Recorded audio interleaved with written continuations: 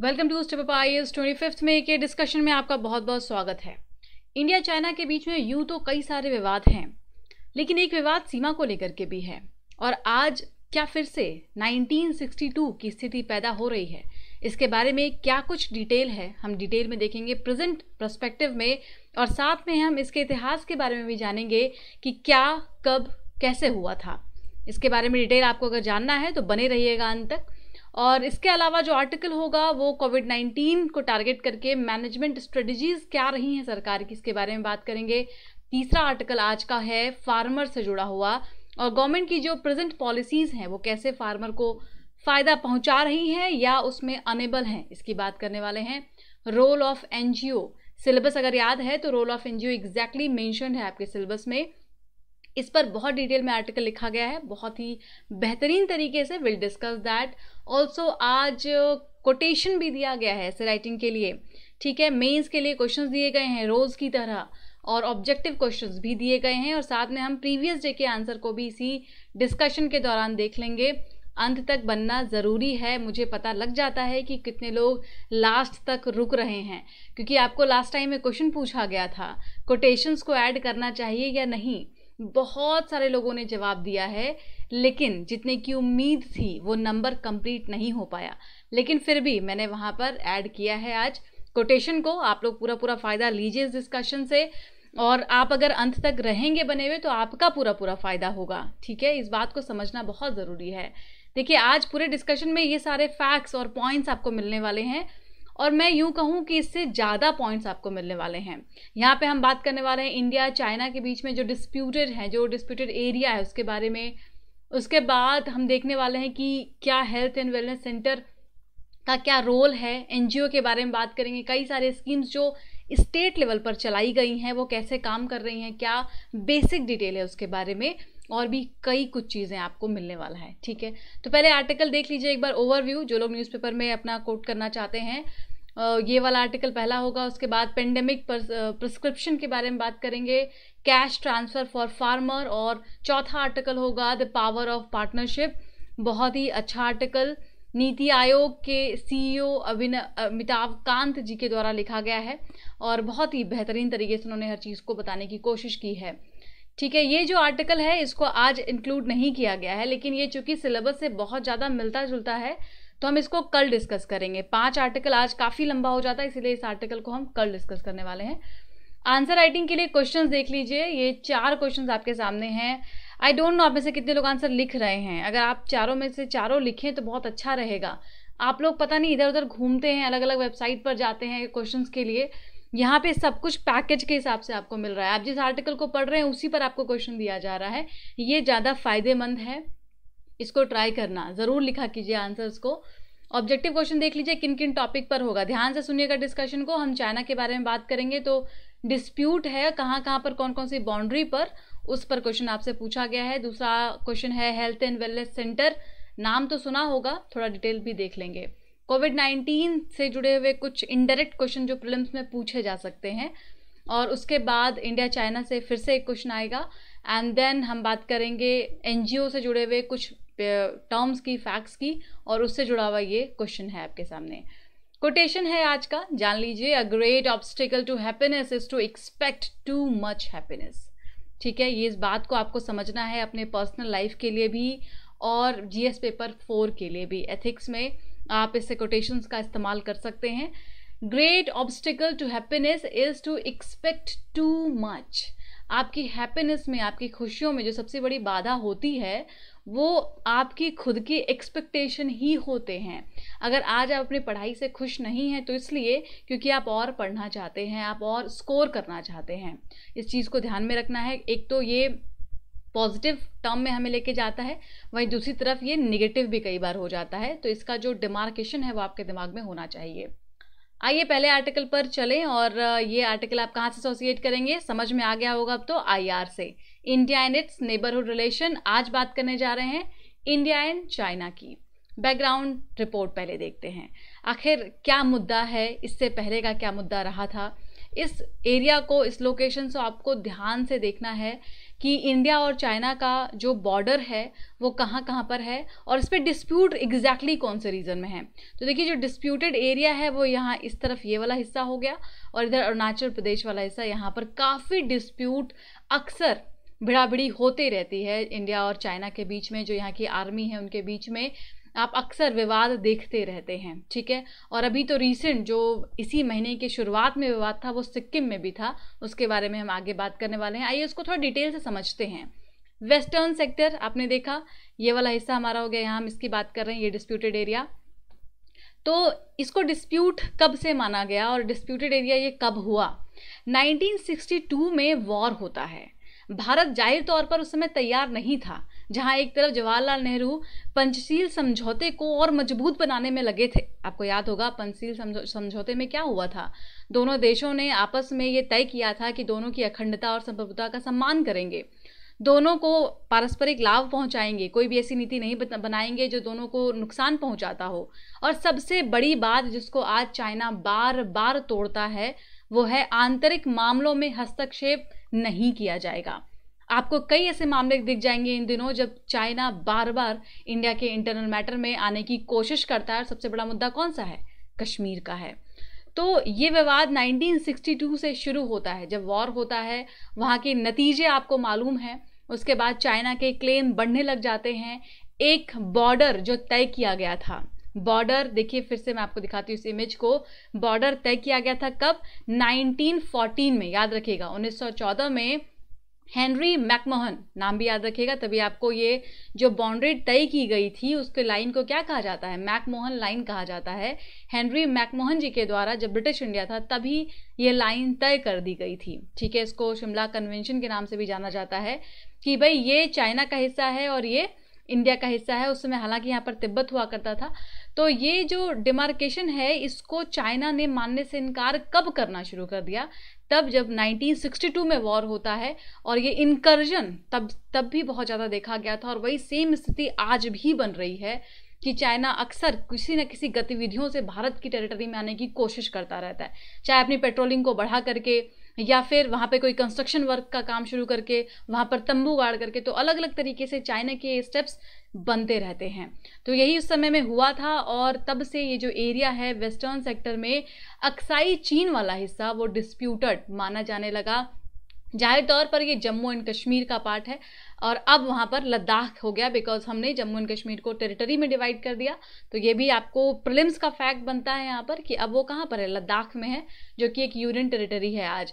तो ये जो मुद्दा उठा है इसके पीछे का एक और कारण जान लीजिए कि हाल ही में जो मैप को जब रीऑर्गेनाइजेशन एक्ट लाया गया जम्मू एंड कश्मीर के लिए, तो भारत ने अपना एक मैप नया पब्लिश किया, जिससे कि दो देशों को बहुत बड़ी दिक्कत हुई, एक चाइना को और दूसरा नेपाल को, ठीक है। तो ये इसको मानने से मना कर रहे हैं और इनके अपने कुछ बहुत सारी दिक्कतें हैं।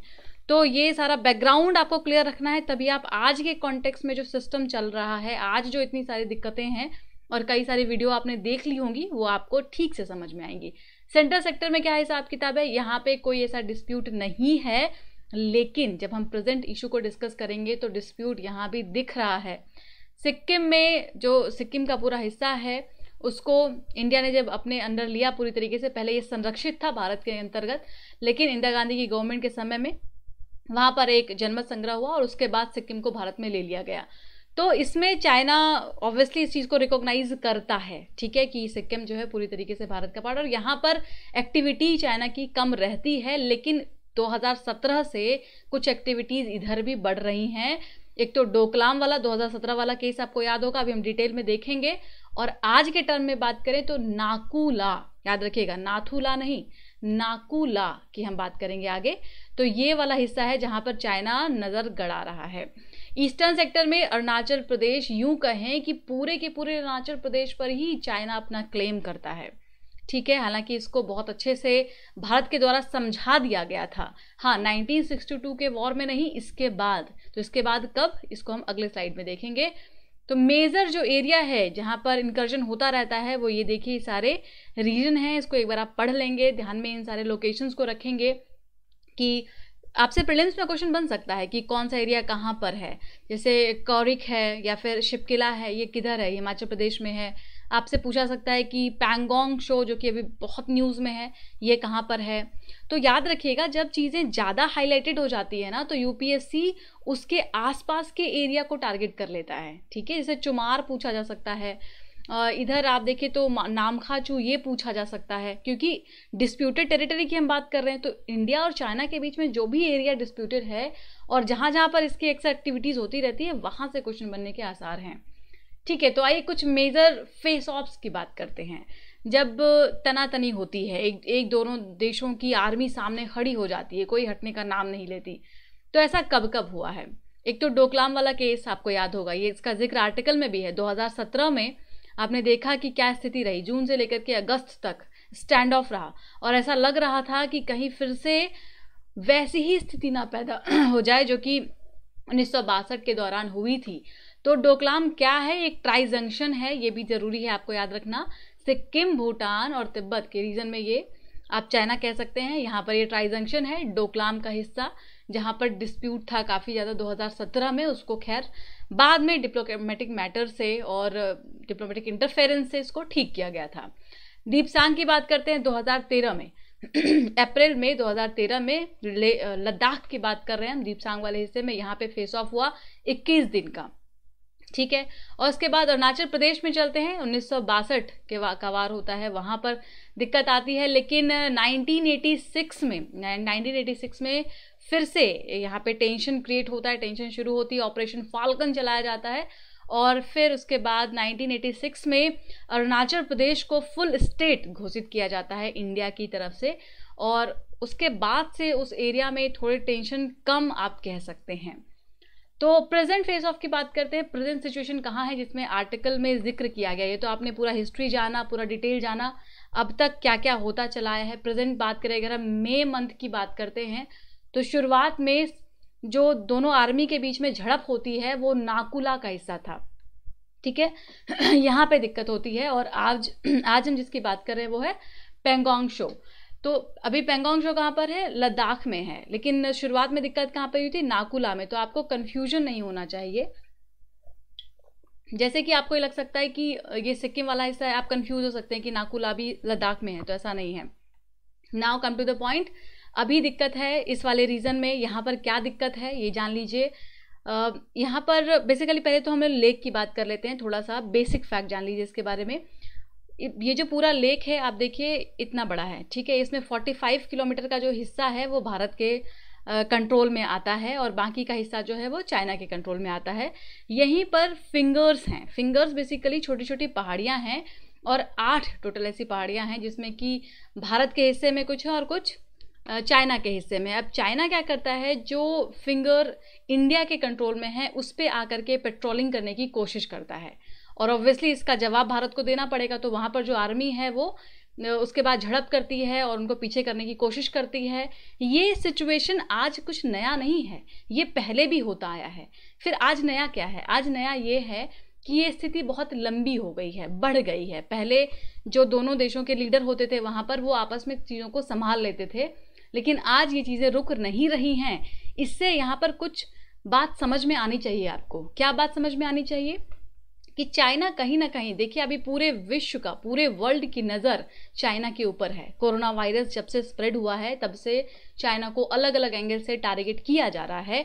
अब चाइना पूरे विश्व का जो एंगल है या उसका जो इंटेंशन है उसको घुमाने की कोशिश कर रहा है। आपको बता दें कि लद्दाख के इस मुद्दे पर किनकी क्या क्या राय है। एक तरफ ऐसा लगता है कि नेपाल जो है वो चाइना का समर्थन दिखा रहा है, वहीं दूसरी तरफ जब आप पाकिस्तान के बारे में जानते हैं तो पाकिस्तान का एंगल आपको बहुत अच्छे से क्लियर होगा।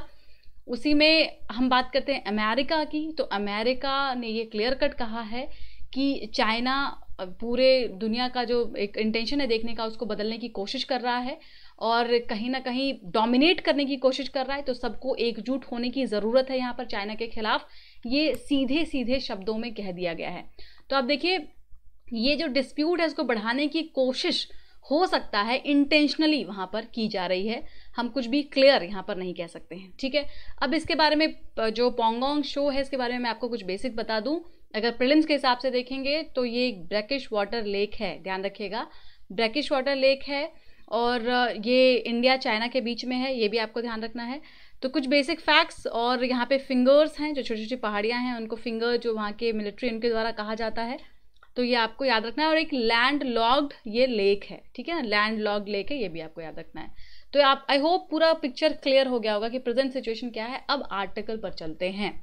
आर्टिकल में पूरे टेंशन का जिक्र किया जा रहा है और इसमें 2013 से जिक्र करते हैं कि 13, 17, इवन 13 में, फिर 14 में होता है चुमार में, और उसके बाद 2017 में जो डोकलाम वाली प्रॉब्लम आती है, इसको कैसे रिजॉल्व किया हमने पहले। तो ये रिजॉल्व हुआ जब गवर्नमेंट या पॉलिटिकल इंटरवेंशन हुआ, तब जाकर के ये रिजॉल्व हुआ। दोनों देशों के जो लीडर थे वो विजिट पर गए, बातचीत हुई। ऐसा 2013 में हुआ जब प्राइम मिनिस्टर थे वहाँ के, वो विजिट पर आए इंडिया में, तो चीज़ों को नॉर्मल किया गया। 2014 में प्रेसिडेंट जी जिनपिंग का ट्रिप लगता है इंडिया में, फिर चीज़ों को नॉर्मल किया जाता है। डोकलाम वाले समय में आपको याद होगा कई सारी मल्टीलेटरल एजेंसीज या वो जो मीटिंग्स होती हैं, उसके दौरान दोनों देशों ने आपस में चीज़ों को नॉर्मल करने की कोशिश की और फिर 73 डेज के बाद डोकलाम पे चीज़ों को नॉर्मल किया गया। अब मुद्दा है लद्दाख वाला, यहाँ पर क्या हो सकता है। पहले तो एक बात आपको समझनी है कि आज एक न्यू नॉर्मल है। खैर हम कोरोना वायरस की बात नहीं कर रहे हैं, हम बात करें इंडिया चाइना के बीच में क्या न्यू नॉर्मल है। नॉर्मल ये है इनकर्जन, ये जो लाइन ऑफ एक्चुअल कंट्रोल है। तो ये लाइन ऑफ एक्चुअल कंट्रोल है, आपको पता है ये क्या है? ये वही वाला हिस्सा है जब डिस्प्यूटेड टेरिटरी के बीच में लाइन ऑफ एक्चुअल कंट्रोल को खींच दिया गया, ठीक है। मैकमोहन लाइन को कई जगह पर चाइना मानता नहीं है, तो उसके बाद जब ये वॉर होता है और सिचुएशन फिर नॉर्मल होती है, तो लाइन ऑफ एक्चुअल कंट्रोल खींचा जाता है कि भाई इसके इस तरफ आप रहो, इसके इस तरफ हम रहेंगे। और जो ये पोंगोंग शो की हम आज बात कर रहे हैं, इस लेक की बात कर रहे हैं, इसमें भी ये लाइन ऑफ एक्चुअल कंट्रोल है जिसको कि हमेशा ब्रेक करने की कोशिश की जाती है चाइना के द्वारा, और ये न्यू नॉर्मल है। दूसरा क्या न्यू नॉर्मल है? दूसरा है the protocol are enable to cope up with the new dynamic. देखिए, जब से इंफ्रास्ट्रक्चर डेवलपमेंट होना शुरू हुआ है, आपको बता दें, भारत हो या चाइना हो, सभी लोग अब अपने बॉर्डर एरिया में कंस्ट्रक्शन काम करते हैं, रोड्स बनवाते हैं। तो जब से ये ट्रांसपोर्टेशन का काम शुरू हुआ, इंफ्रास्ट्रक्चर बेहतर होने लग गए, तो जो प्रीवियस प्रोटोकॉल्स थे ना, उनका अस्तित्व कम हो गया जाहिर तौर पर। अब हमें नए प्रोटोकॉल्स को लाने की आवश्यकता है, क्योंकि अब क्या होने लग गया, ज़्यादा अग्रेसिव पेट्रोलिंग एक दोनों देशों के खिलाफ, उसके बाद बाकी और कई सारे फेस ऑफ की कंडीशन ये काफ़ी फ्रीक्वेंट हो गई। जो पहले बहुत कम होता था वो आज इंफ्रास्ट्रक्चर के अच्छे होने से, रोड के बेहतर होने से बढ़ गए, जबकि ये कम होने चाहिए थे। तो ये एक तरीके से नया नॉर्मल है। और तीसरा मुद्दा है चाइना के ऊपर बढ़ता हुआ दबाव। आप ये कभी नहीं भूल सकते कि पॉलिटिकल और इकोनॉमिकल कई सारे कॉन्फ्लिक्ट आज भारत और चाइना के बीच में हैं। जैसे कि पॉलिटिकल, आप करंट टर्म में देख लीजिए कि जो हेल्थ क्राइसिस आई है पूरे विश्व में, उसमें इंडिया एक तरफ हीरो बनता हुआ आपको नजर आ रहा है, वहीं दूसरी तरफ चाइना के ऊपर बार बार एलिगेशंस लगाए जा रहे हैं, बार बार उंगली उठाई जा रही है और शक की निगाह से देखा जा रहा है। चाइना बर्दाश्त नहीं कर पा रहा है भारत का ये बढ़ता हुआ वर्चस्व पूरे विश्व में। दूसरा, हम इकोनॉमिक एंगल से अगर बात करते हैं तो आता है आरसीपी का मुद्दा, जहां पर इंडिया ने क्लियर कर दिया कि आरसीपी को ज्वाइन करने से चाइना के साथ सीधा थ्रेट भारत को हो सकता है, और ये आप इकोनॉमिक एंगल से देख सकते हैं। वहीं दूसरी तरफ चाइना से आने वाले कई सामान को भारत रोकता है, क्योंकि यहाँ पर भारत का नुकसान हो सकता है। पॉलिटिकल एंगल से देखिए तो अमेरिका का समर्थन हर बात पर इंडिया को, चाइना को पसंद नहीं आता। तो ऐसे कई सारे एंगल हैं। कश्मीर वाला इशू है, जिससे आपको ये पिक्चर क्लियर होगा कि इंडिया और चाइना के बीच में आज इकोनॉमिक और पॉलिटिकल कॉन्फ्लिक्ट्स हैं। और आप देखिए ये इसको ज्योग्राफिकल कॉन्फ्लिक्ट में कैसे बढ़ाने की कोशिश कर रहा है। ये सब नया नॉर्मल है आज के टर्म में। अगर हम इंडिया चाइना की बात करें, ऐसे में क्या अर्जेंट स्टेप्स हो सकते हैं जिसको लेने ही चाहिए?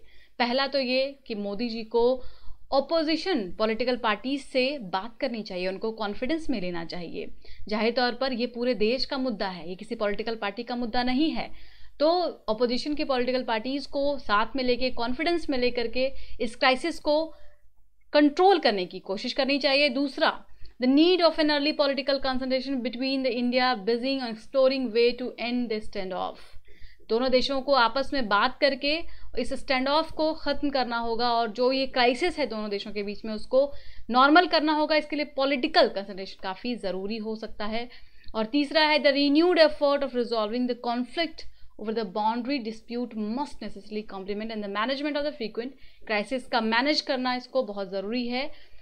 बात है कंक्लूजन पर। कंक्लूजन में ऑलमोस्ट यही कहा जा रहा है कि the proposed that the two country must begin the clarification of the line of actual control are urgent basis. इसको नॉर्मल करना, जो लाइन ऑफ एक्चुअल कंट्रोल के पास जो इतना प्रॉब्लम आती है या डिस्प्यूट हमेशा बढ़ते हैं, इसको नॉर्मल करना दोनों देशों के लिए बहुत ज़रूरी है। आज कोरोना वायरस का इतना बड़ा क्राइसिस है और इस समय में अगर ऐसी स्थिति को पैदा करता है चाइना, तो जाहिर तौर पर उसको हम गलत मानेंगे। अब आइए अगले आर्टिकल पर चलने से पहले थोड़ा सा जानकारी कोचिंग के बारे में लेते हैं। यहाँ पर 2 तरीके का कोर्स चलता है friends, classroom program as well as personal guidance program. कुछ स्टूडेंट कमेंट में इसको बताने के लिए बोलते हैं। देखिए, इस वीडियो के दौरान इसके बारे में डिटेल बताना बिल्कुल भी पॉसिबल नहीं है। Please call on this number 8750069419।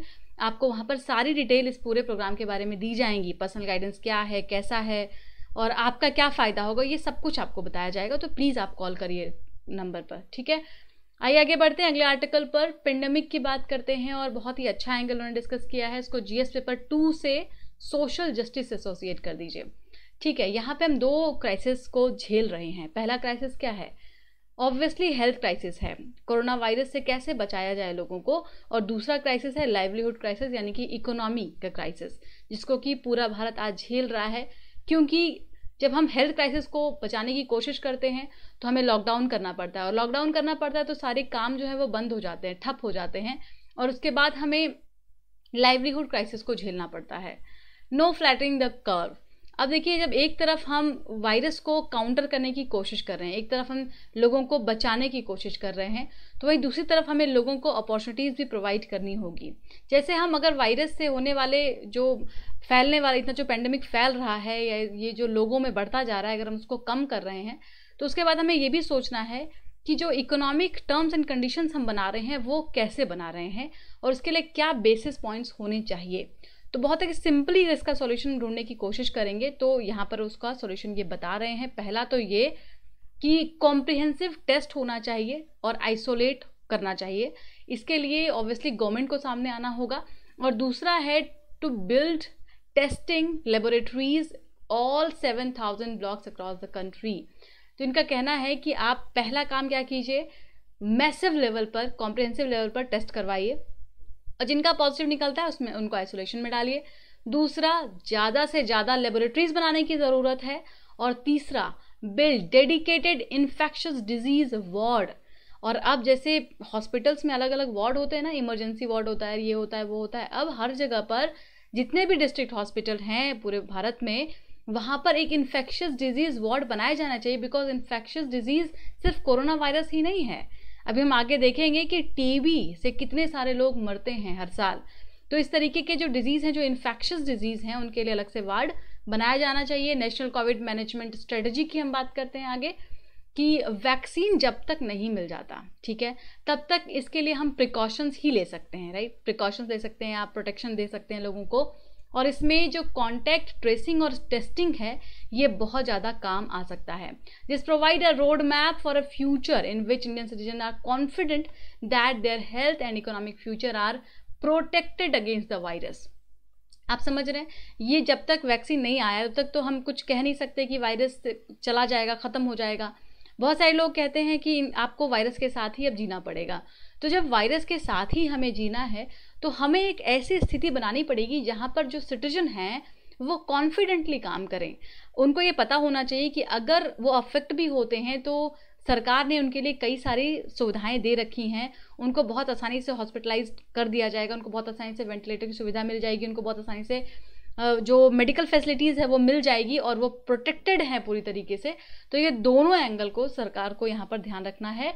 And long term solution क्या होगा, शॉर्ट टर्म सॉल्यूशन क्या होगा, वो देखिए। लॉन्ग टर्म में बताते हैं कि ट्यूबरक्लोसिस से हर साल 4 लाख लोगों की डेथ हो जाती है। तो ये जो इन्फेक्शियस डिजीज़ बढ़ रहा है ना, इसको काउंटर करना बहुत ज़रूरी है। उसके लिए एक लॉन्ग टर्म स्ट्रेटजी और प्लान होना चाहिए। प्रेजेंट एस्टिमेशन जो है वो ये बताता है कि आज 19 लाख हॉस्पिटल बेड्स अवेलेबल हैं। उसके बाद आईसीयू बेड्स की बात करें तो 95,000 है। हम पूरे देश की बात कर रहे हैं, ध्यान दीजिएगा। और ये जो फैसिलिटीज़ है ना, ये एक पर्टिकुलर रीजन में एसोसिएटेड हैं। ऐसा भी नहीं है कि पूरे कंट्री में, रूरल एरिया में और हर जगह पर ये फैले हुए हैं। तो एक पर्टिकुलर रीजन में ये सारे स्टक हैं। तो रूरल एरिया के लोगों को हम कैसे बचा पाएंगे, हमें इसका ध्यान रखना होगा। An urgent upgradation of HWC, that is health and wellness centre, आते हैं इस टॉपिक पर। क्या है ये health and wellness centre? Ayushman Bharat का इतना बड़ा स्कीम आपने लॉन्च किया, वर्ल्ड लेवल पर अभी तक का सबसे बड़ा हेल्थ केयर प्रोग्राम जाना जाता है। उसमें आपने एक स्कीम रखी है हेल्थ एंड वेलनेस सेंटर की, कि ये 1.5 लाख टोटल ऐसे HWCs क्रिएट किए जाएंगे पूरे भारत में। ठीक है, इसको बहुत जल्दी बनाने की ज़रूरत है। और इसको जब हम पूरे हेल्थ एंड वेलनेस सेंटर्स को बना देंगे तो टोटल कॉस्टिंग आने वाली है 30,000 करोड़ की, जिसको सरकार को तुरंत मैनेज करना चाहिए। अच्छा, एक बात बता दें, हेल्थ एंड वेलनेस सेंटर जो होता है वो प्राइमरी हेल्थ केयर के लिए खोला जाता है, ठीक है ना। तो आपको समझना है, आयुष्मान भारत स्कीम में प्राइमरी, सेकेंडरी और टर्शरी तीनों को टारगेट किया जा रहा है। प्राइमरी की जब आप बात करेंगे, जिसमें हम फर्स्ट लेवल पर मिलते हैं किसी कंसल्टेंसी डॉक्टर से फर्स्ट लेवल पर, तो वो होता है प्राइमरी हेल्थ केयर। और वो प्राइमरी हेल्थ केयर को कहाँ पे ट्रीट किया जाएगा? हेल्थ एंड वेलनेस सेंटर में। और जब सेकेंडरी टर्शरी की हम बात करेंगे, तब हम जो जन आरोग्य योजना है उसकी बात करेंगे, जहाँ पर इंश्योरेंस की सुविधा 5 लाख रुपए की दी जाएगी बेनिफिशियरीज को। दूसरा स्टेप क्या होगा? The step ahead is testing. Testing करवाया जाना चाहिए। तमिलनाडु में बहुत मैसिव लेवल पर टेस्ट हुआ and allow to cover 5% of the population at cost ₹21,000 crore. तो ये टोटल कॉस्टिंग भी बता रहे हैं कि अगर हम मैसिव लेवल पर टेस्टिंग करवाते हैं तो कितनी कॉस्टिंग आ जाएगी।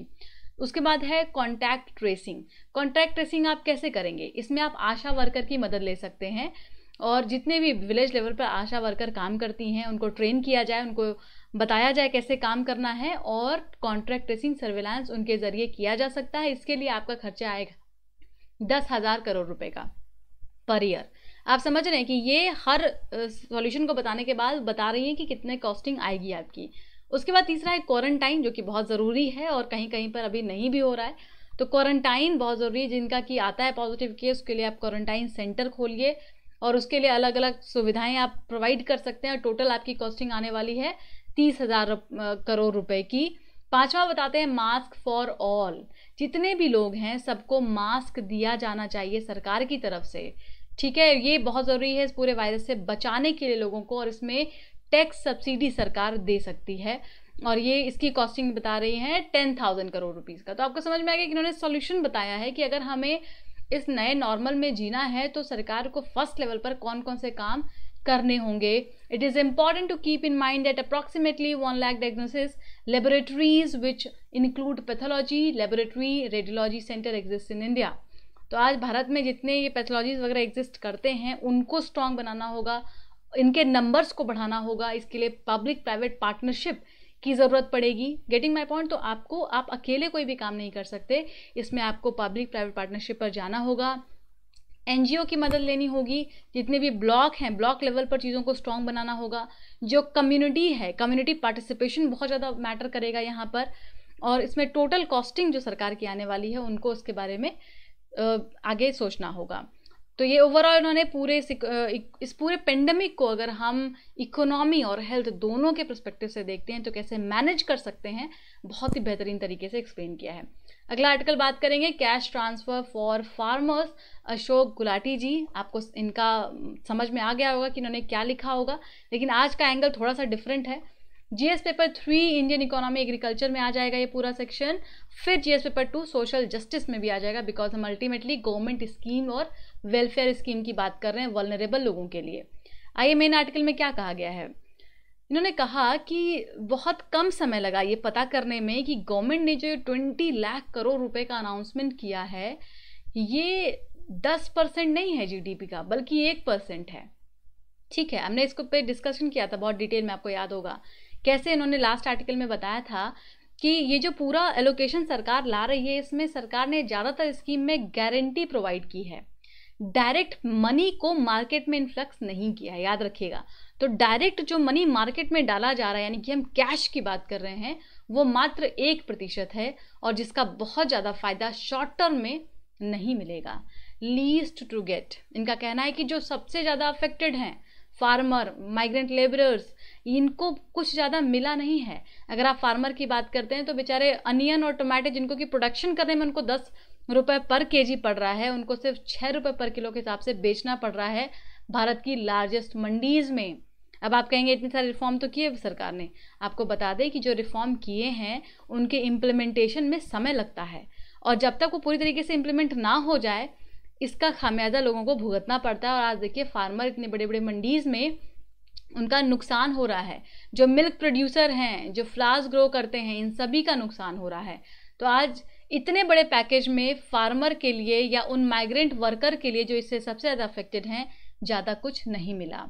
N applaud for some state scheme, अब जिक्र करते हैं ये स्टेट की स्कीम्स का कि कैसे छत्तीसगढ़ ने अपने यहाँ पर राजीव गांधी किसान न्याय योजना को स्टार्ट किया और उन्होंने वहाँ पर एकड़ 10,000 रुपये किसानों को दिया है पैडी के ग्रो के लिए, ठीक है, धान की खेती के लिए। और वहीं पर शुगरकेन के फार्मर को उन्होंने 13,000 पर एकड़ के हिसाब से दिया है।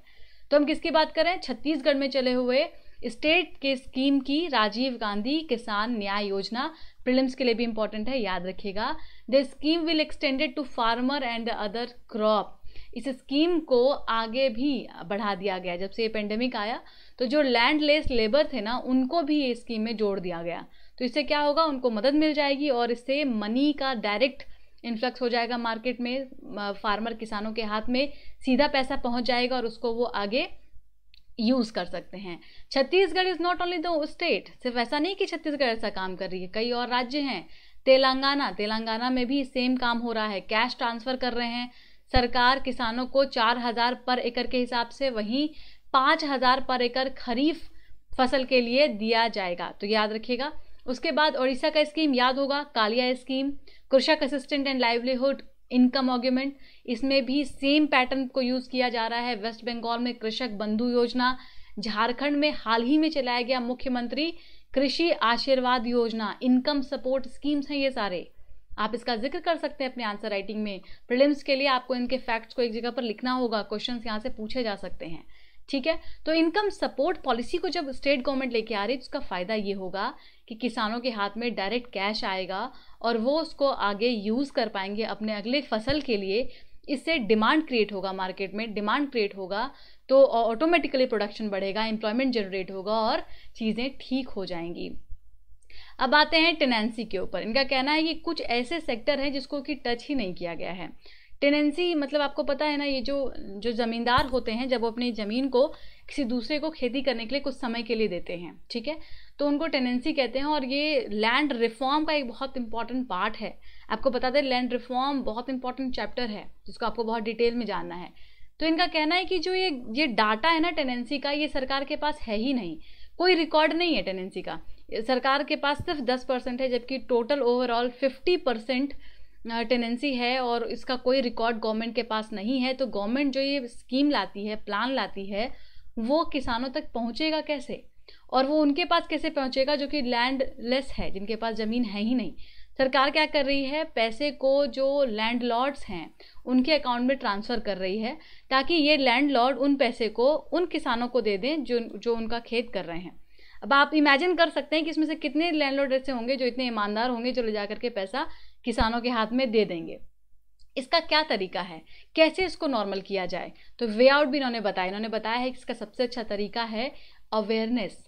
टीवी के माध्यम से, रेडियो के माध्यम से लोगों को बताया जाए, किसानों को बताया जाए कि देखो सरकार ने आपके ज़मींदारों के, लैंडलॉर्ड्स के अकाउंट में पैसे भेजे हैं आपके लिए, ठीक है ना। अभी हमने देखा ना पीछे जितनी सारी स्कीम्स थी वो तब किसानों को फ़ायदा मिलेगा ना जब वो उनके हाथ में पहुंचेगा। पता चला कि वो किसी और की ज़मीन पे काम कर रहे हैं, उनके नाम पर कुछ है ही नहीं, उनके नाम पर अकाउंट नहीं है, तो उनको पैसा तो मिलेगा नहीं।